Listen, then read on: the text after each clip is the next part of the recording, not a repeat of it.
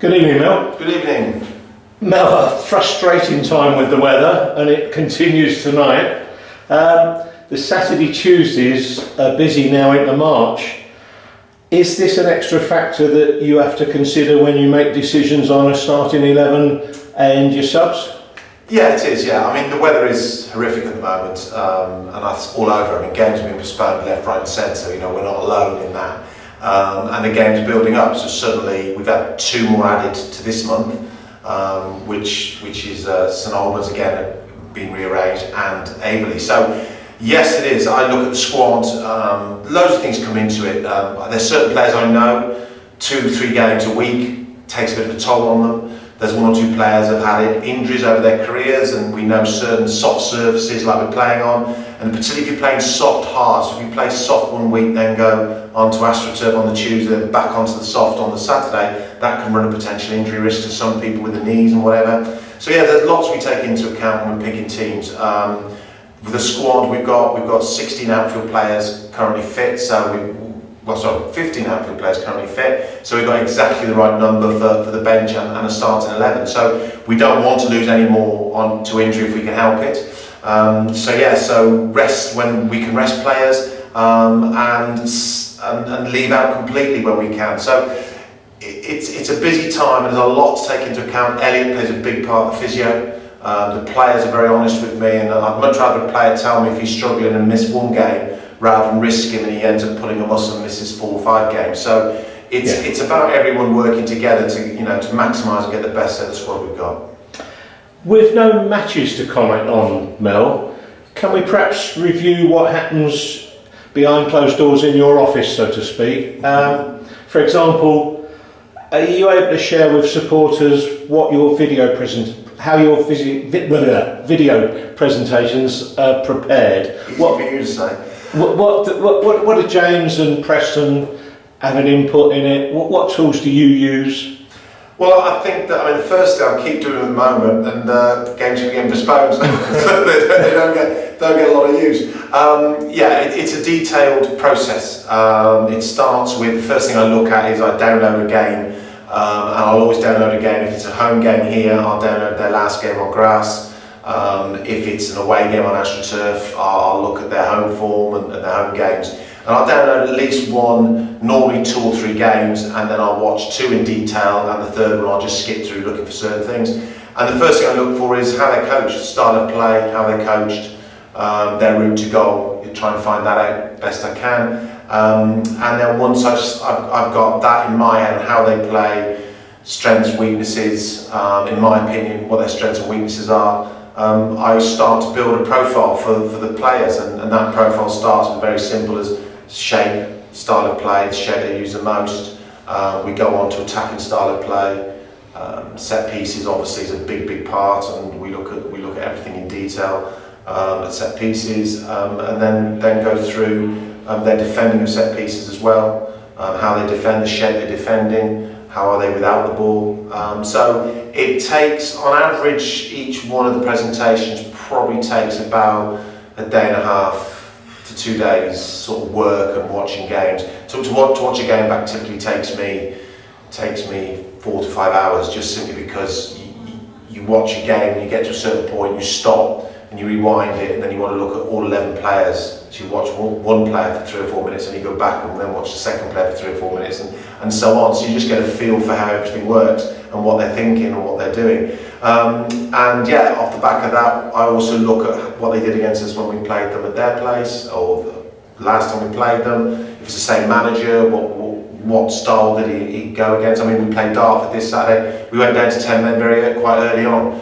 so it's very difficult to glean anything from that game. So you move on, unless we're going to play them with 10 men on Saturday, which I hope we don't, and then I can glean plenty from the game. So it's a long process, and then I message the coaches, and I'll just put a message in to them, right, this is where I am with it, this is how they play, this is the team I'm thinking, give me your views and your opinions, and then they'll come back and we'll have a Zoom call normally between the 3 of us, and we'll go through and discuss what we feel and what they feel, and they'll give their opinions, and sometimes I listen, take on board, sometimes I always listen, but sometimes I act on them, sometimes I don't.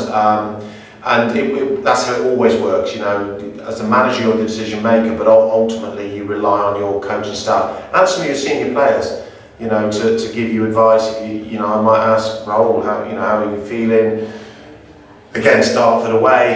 How did it feel last time you played? You came on because Darren got sent off.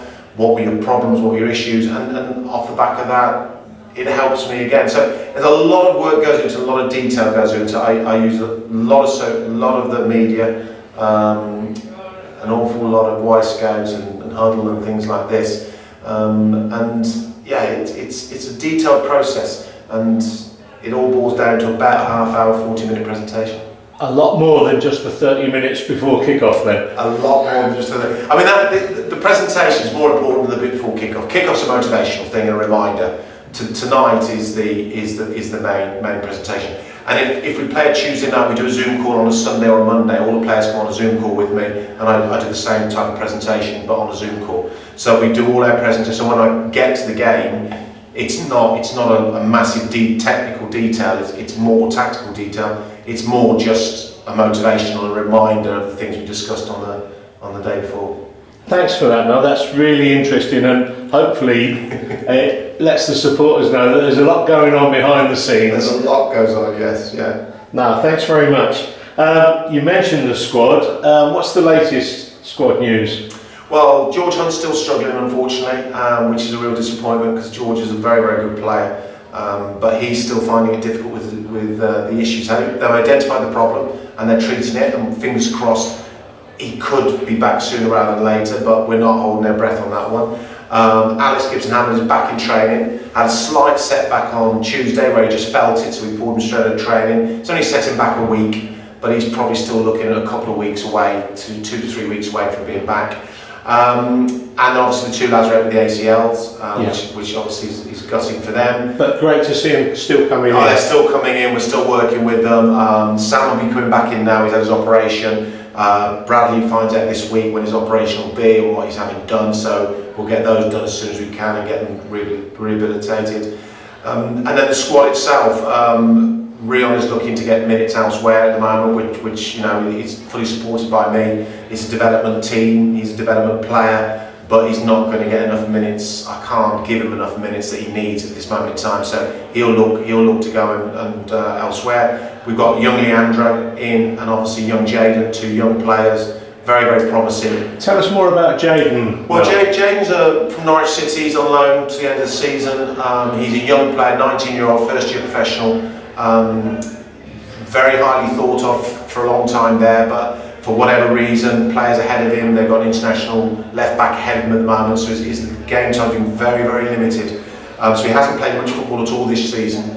So we've taken him on. We're going to try and give him a platform. We've got to get him match fit first and foremost, so you won't see him starting games for probably a week or two, but you'll see him coming off the bench and building him gradually in. So yeah, he's a nice left back, young lad, lots of enthusiasm, so we're hoping for big things from him.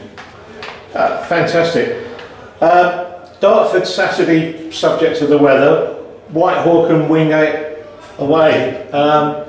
You'll be busy then over the weekend. Yes, yeah, trying to get all those things in is very, very busy. So what I try not to do is start the prep for the next game before we play the game. Because what happens is my mind gets a bit muddled and I start thinking about set pieces and thinking, oh, is it them or is it them? I do that. So I try and keep it. So I'll start the prep for the Tuesday game. If the Saturday game's called off, I'll start it Saturday. When I'm sat here, when I'm getting here early, 11ish, if the game's called off, until we train, 2 or 3 hours, I'll start the prep for Tuesday, so get a head start on it. But if it's not, then I'll start it Saturday night when I get home, or Sunday morning, first thing, ready to present to the players Sunday night, and then of course then we play Tuesday, and then I have to start Wednesday, get Saturdays done, and also watch our games back, and clip our games as well. So it's not just prepping for the opposition, it's also about us. And what I quite often do, if we've got 2 games in a week, so if we play Saturday and Tuesday, it might be a case that I feel the way we played Saturday is more important to what's going, because what they didn't do well or what they did do well will impact the opposition on the Tuesday. Rather than do a presentation on the opposition, I'll just do a presentation, this is what you need to do, and on us, because that will have a bigger impact than knowing about the opposition. So that's a call I have to make. If we haven't got a Tuesday game, we do us on a Tuesday, and then we do the opposition on a Thursday, so we get both in, so it covers both games. Mel, I can hear the boys all piling into the sports bar. We'll let you go and sort out your presentation Thanks tonight. very much indeed. Cheers. Thank you.